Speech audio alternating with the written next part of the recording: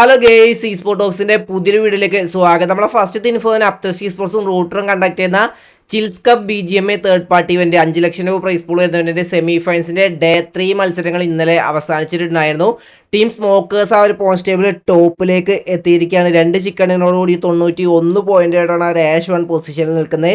And second Troy തമിഴൻസ് നിൽക്കുന്നുണ്ട് 81 പോയിന്റോട്. Third ഫ്ലിന്ന് നിൽക്കുന്നുണ്ട് 67 പോയിന്റോട്. നമ്മളെ ഡീസൽ സ്പോർട്സിന്റെ പ്ലേയേഴ്സാണ് ഇപ്പോൾ ഇതിൽ കളിച്ചുകൊണ്ടിരിക്കുന്നത്. ആൻഡ് ഗോളിലേക്ക് 17ാം സ്ഥാനത്താണ് നിൽക്കുന്നത് 50 പോയിന്റുമായിട്ട്. ഇന്നായിരിക്കും ഇതിൻ്റെ ലാസ്റ്റ് ഡേ വരുന്നത്. ടോപ്പ് 16 ടീമുകളാണ് ആ ഒരു ഫൈനൽസിലേക്ക് ക്വാളിഫൈ ആകാൻ പോകുന്നത്. ഗോളിലേക്ക് നല്ലൊരു പെർഫോമൻസ് കാഴ്ചവെച്ചുകൊണ്ട് ക്വാളിഫൈ ആകുന്നത് നമുക്ക് കണ്ടു തന്നെ അറിയാം. അതിൻ്റെ അടുത്തൊരു ഇൻഫോ എന്ന് പറഞ്ഞാൽ നമ്മുടെ സ്കൈ സ്പോർട്സ് ചാമ്പ്യൻഷിപ്പിന്റെ അപ്പർ ബ്രാക്കറ്റിലെ ഡേ 2 മത്സരങ്ങൾ ഇന്നലെ അവസാനിച്ചിട്ടുണ്ടായിരുന്നു. വേറെ ലെവൽ കംബാക്ക് മാച്ചുകളാണ് നമുക്ക് ഇന്നലെ കാണാനായിട്ട് സാധിച്ചത്. എടുത്തു പറയേണ്ടത് വസിഷ്ഠ സ്പോർട്സ്, നമ്മളെ ഹെക്ടർ പുതിയ ലൈനപ്പുമായിട്ട് വന്നൊരു പ്യൂർലി റേസിംഗ് സ്റ്റാർ ലൈനപ്പുമായിട്ടാണ് ഹെക്ടർ വന്നിട്ടുണ്ടായത്. അവരുടെ വേറെ ലെവൽ കംബാക്ക് നമുക്ക് ഇന്നലെ കാണാനായിട്ട് സാധിച്ചു.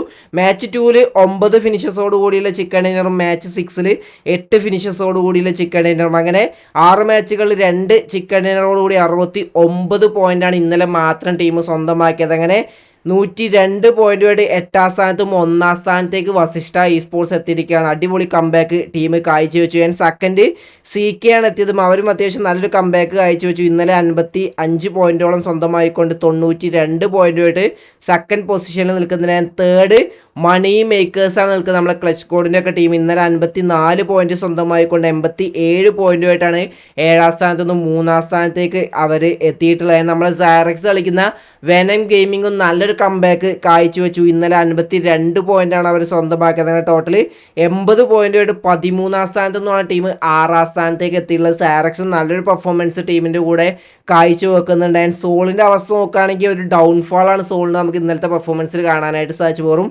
20 പോയിന്റാണ് ഇന്നലെ എടുക്കാനായിട്ട് സാധിച്ചത്. അങ്ങനെ 55 പോയിന്റായിട്ട് 6ാം സ്ഥാനത്ത് നിന്നും 12ാം സ്ഥാനത്തേക്ക് ടീം എത്തിയിരിക്കുകയാണ്. ആൻഡ് ഗോളിലേക്കും ഏറ്റവും ലാസ്റ്റാണ് നിൽക്കുന്നത്, വെറും 39 പോയിന്റ്. എന്താണ് അവർക്ക് സീരിയസ്നെസ് ഇല്ലാത്തത് കൊണ്ടാണോ എന്നറിയില്ല. കാരണം ഈ ഒരു ഇവൻറ്റിൽ ഇവൻറ്റും കാര്യങ്ങളൊക്കെ ഉള്ളതാണ്, എന്നിട്ട് പോലും അവർ ഏറ്റവും ലാസ്റ്റാണ് പെർഫോമൻസിൽ നിൽക്കുന്നത്. നല്ലൊരു കംബാക്ക് ഗോളിലേക്ക് കാഴ്ചവെക്കുന്നത് നമുക്ക് കണ്ടു തന്നെ അറിയാൻ. ടോപ്പ് ഫ്രാഗർ ലിസ്റ്റ് നമ്മൾ നോക്കുകയാണെങ്കിൽ നമ്മളെ വെനം ഗെയിമിങ്ങിൻ്റെ എയിം ബോട്ട് 21 ഫിനിഷസും ട്രേസ് ഗോഡ് 21 ഫിനിഷസുമായിട്ട് ആ ഒരു ടോപ്പ് തന്നെ നിൽക്കുന്നുണ്ട്. ആൻഡ് സാറക്സ് 15 ഫിനിഷസും സ്വന്തമാക്കിയിട്ടുണ്ട്. നല്ലൊരു പെർഫോമൻസ് സാറക്സ് ഈ ഒരു തുടക്കത്തിൽ വെനം ഗെയിമിലും കാഴ്ചവെക്കുന്നുണ്ട്.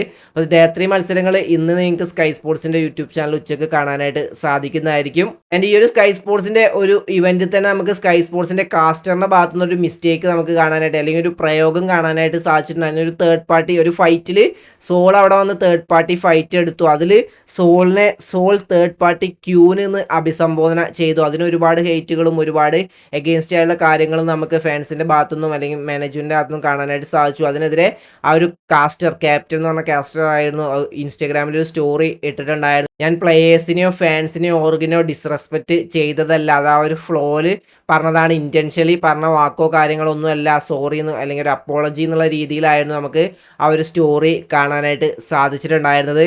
അതിൻ്റെ അടുത്തൊരു ഇൻഫോ എന്ന് നമുക്കറിയാം, റെവനന്റ് സ്പോർട്സിൽ സ്പ്രേഗോണിന് അവർ ഒഫീഷ്യലി ഫെയർവെൽ നൽകി വിട്ടിട്ടുണ്ടായിരുന്നു. ജോക്കറിനെയും വിട്ടിട്ടുണ്ടായിരുന്നു. ഇനി ഏതൊക്കെ പ്ലേയേഴ്സാണ് RNTXൽ വരാൻ പോകുന്നതെന്നുള്ള കൺക്ലൂഷനിലാണ് എല്ലാവരും നിൽക്കുന്നത്. സൗമ്യയുടെ ട്രയോൾസ് ഉണ്ടെന്ന് ആൾറെഡി പറഞ്ഞിട്ടുണ്ടായിരുന്നു.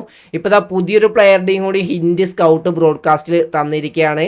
സൂൺ ഹോം കമ്മിങ് എന്ന് പറഞ്ഞിട്ടൊരു ഇമോജിയും വെച്ചിട്ടുള്ള ആ ഒരു ഇതാണ് സ്കൗട്ട് ബ്രോഡ്കാസ്റ്റ് ഇട്ടിട്ടുണ്ടായിരുന്നത്. എല്ലാവരും നിഞ്ചാജോട് വീണ്ടും തിരിച്ച് ആ ഒരു ടീമിലേക്ക് വരുന്നു എന്നുള്ള സ്പെക്കുലേഷനിലാണ് നിൽക്കുന്നത്. നമുക്ക് നോക്കാം, ഒഫീഷ്യൽ അനൗൺസ്മെൻറ്റിന് വേണ്ടിയിട്ട് വെയിറ്റ് ചെയ്യാം.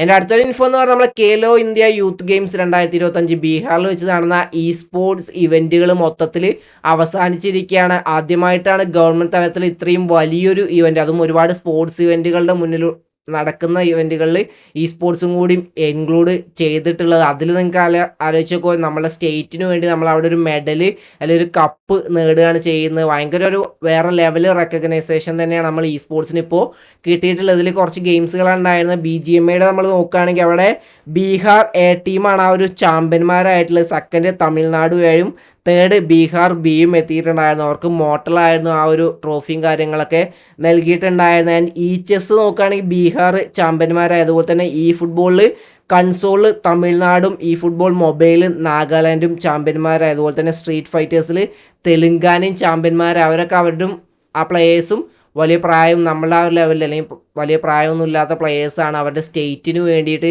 ഈ ഒരു മെഡൽ സ്വന്തമാക്കിയിട്ടുള്ള അവരുടെ പേരൻസൊക്കെ ഭയങ്കര പ്രൗഡായിട്ടുണ്ടാകും. ഇനി വരുന്ന വർഷങ്ങൾ അല്ലെങ്കിൽ വരുന്ന ദിവസങ്ങളും ഇതുപോലെ ഗവൺമെൻറ് സപ്പോർട്ടഡ് ആയിട്ടുള്ള വമ്പൻ ഇവൻറ്റുകൾ നടക്കട്ടെ. അതിൽ നമ്മളെ കേരളത്തിൽ നിന്നും പ്ലെയേഴ്സിന് അവസരം കിട്ടട്ടെ എന്ന് നമുക്ക് പ്രതീക്ഷിക്കാം. അപ്പോൾ ഇന്നത്തെ വീഡിയോ ഇഷ്ടപ്പെട്ട ലൈക്ക് അടിക്കുക, നിങ്ങൾ അപ്പോൾ കമൻറ്റ് രേഖപ്പെടുത്തുക. അടുത്ത വീഡിയോ ബൈ ഗൈസ്.